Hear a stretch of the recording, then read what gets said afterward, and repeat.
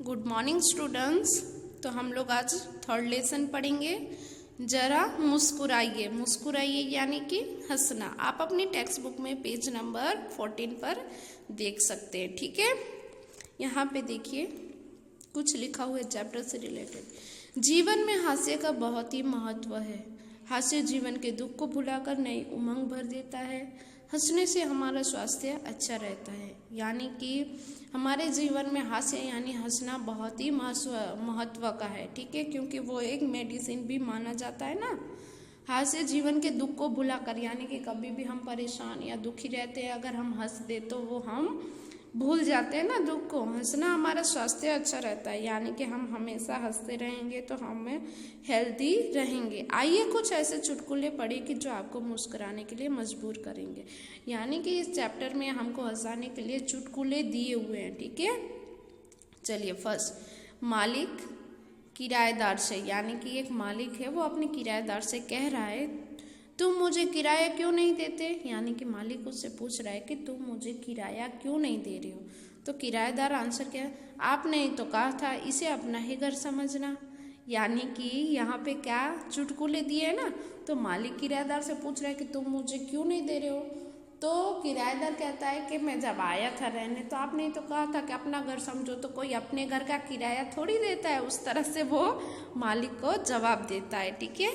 Second देखिए, सोनू का सिर फट गया डॉक्टर सोनू से। यानी कि एक सोनू है, उसका सिर फट गया, सर में चोट लग गई है। तो डॉक्टर के पास गए तो डॉक्टर सोनू से कह रहे ये कैसे हुआ। यानी डॉक्टर सोनू से पूछ रहे कि ये कैसे चोट लगी।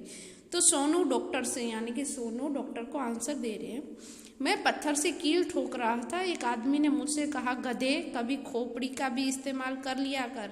यानी कि यहाँ पे क्या हुआ है कि सोनू जो है वो दीवार में पत्थर से मार के कील ठोक रहा था। ठीक है, तो कोई आदमी वहां से जा रहा था ना, तो उसने कहा बे गधे, यानी कि वो उसको कहता है कि पत्थर से कील नहीं जाएगा, या हथौड़ा या कुछ और लेके आओ।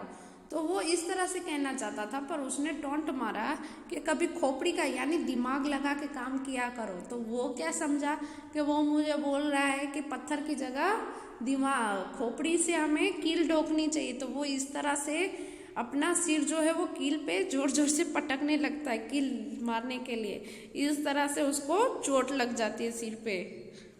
देखिए यहाँ पे पिक्चर में दिया हुआ है। पिक्चर में क्या दिख रहा है आपको, टेबल के ऊपर, टेबल 3-4 रखी हुई है, उसके ऊपर बैठा हुआ है। ठीक है, वहां देखिए जरा ऊंचा बोलो। यानी कि ये जो है वो कह रहे हैं माफ करें अंकल, इससे ऊंचा होकर मैं नहीं बोल सकता। यानी कि देखिए वो फोन पे बात कर रहा है, तो आवाज जब नहीं आती है ना सामने वाले की, तो हम लोग बोलते हैं कि जरा ऊंचा बोलो, यानी कि जरा जोर से बोलो। ऊंचा बोलने का मतलब क्या है, थोड़ा जोर से बोलो। तो ये आदमी क्या समझा ऊंचा करना बोलो, मतलब वो ऊंचाई पे चढ़ के बात करने लगा। यानी टेबल के ऊपर टेबल रख के खुद ऊंचाई पे चला गया और फिर बोल रहा है। उसके ऊपर पंखा सिर के ऊपर, तो वो बोल रहा है कि माफ़ करिए अंकल, मैं इससे ऊंचा होकर नहीं बोल सकता। यानी वो कह रहा है कि अब मैं इससे ऊंचा नहीं हो सकता, क्योंकि पंखा सिर पे, वो ऊंचा हुआ तो उसका सिर कट जाएगा पंखे से। तो वो कहता है कि अब मैं ऊंचा नहीं हो सकता हूँ। फिर यहाँ पे देखिए, डब्बू इतिहास में तुम फेल कैसे हो गए, क्योंकि सभी प्रश्न उस समय के पूछे गए थे जब मैं पैदा भी नहीं हुआ था। यानी कि यहाँ पे एक पापा है, वो अपने बच्चे से पूछ रहे, वो इतिहास में, ठीक है, हिस्ट्री में फेल हो गया है। तो उसके पापा पूछ रहे हैं कि तुम इतिहास में कैसे फेल हो गए। तो उनका बेटा आंसर क्यों देता है कि मैं फेल क्यों हुआ, क्योंकि उसमें उस हाल के क्वेश्चन पूछे थे उस जमाने के जब मैं पैदा ही नहीं हुआ था। तो यानी इस इतिहास किसे कहते हैं, जो पहले ही हो चुका हो, बीत चुका हो, हिस्ट्री उसे ही कहते हैं ना। तो वो क्या कहता है कि जब ये इतिहास हुआ तो तब मैं था ही नहीं, तो मुझे उसके आंसर कैसे आएंगे, इसलिए मैं फेल हो गया। ठीक है, आगे का देखिए। मुन्ना, पापा कल मैंने रात के 1:30 बजे तक पढ़ाई की। यानी कि एक मुन्ना नाम का एक लड़का है, वो अपने पापा से कह रहा है कि मैं रात को 1:30 बजे तक पढ़ाई कर रहा था। तो पापा ने कहा शाबाश बेटे, लेकिन रात को 11 बजे के बाद तो सारे मोहल्ले की लाइट चली गई थी।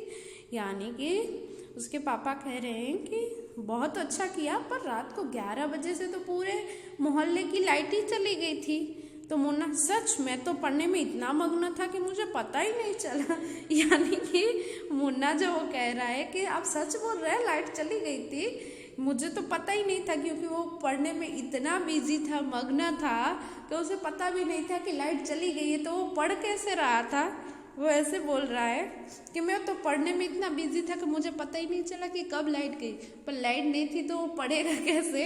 इस तरह से आंसर देता है। यहाँ पे देखिए पिक्चर में दिया हुआ है डाक खाना, यानी कि पोस्ट ऑफिस है, वहां पे मैं डाक खाने जा रहा हूँ। फिर ही किताब भूखा है, कितना भूखा है, कागज पत्थर भी खा जाता है। यानी कि यहाँ पे देखिए ये जो पोस्टमैन है, कोई भी आदमी, वो क्या करे, डाक खाने जा रहा हूँ। डाक खाने यानी कि मैं पोस्ट ऑफिस जा रहा हूँ। तो वो उसका मीनिंग क्या समझा? डाक यानी कि चिट्ठी, लेटर को डाक बोलते हैं। खाने मतलब वो खाने का सोच रहा है, यानी कि सामने वाला आदमी क्या कह रहा है कि छी कितना भूखा है कि कागज और लेटर भी खा जाता है। यानी वो खाने को नहीं बोल रहा है, वो ऐसा बोला कि मैं डाक खाने यानी कि पोस्ट ऑफिस जा रहा हूँ, और सामने वाला कह रहा है कि ये तो खाने जा रहा है, लेटर सारे खा जाएगा। इस तरह से वो समझ रहा है। ठीक है, यहाँ पे इस तरह से छोटे छोटे चुटकुले दिए हुए हैं। तो हमें इस चैप्टर से क्या है, हमारा जो हास्य है, जीवन में हंसने का महत्व बताया गया है कि हमें हमेशा हंसते रहना चाहिए, मुस्कुराते रहना चाहिए। उससे हमारी सेहत जो है वो हेल्दी और स्वस्थ रहेगी। ठीक है, उसको हम लोग दवाई भी बोलते हैं ना, हंसी को। ठीक है, थैंक यू।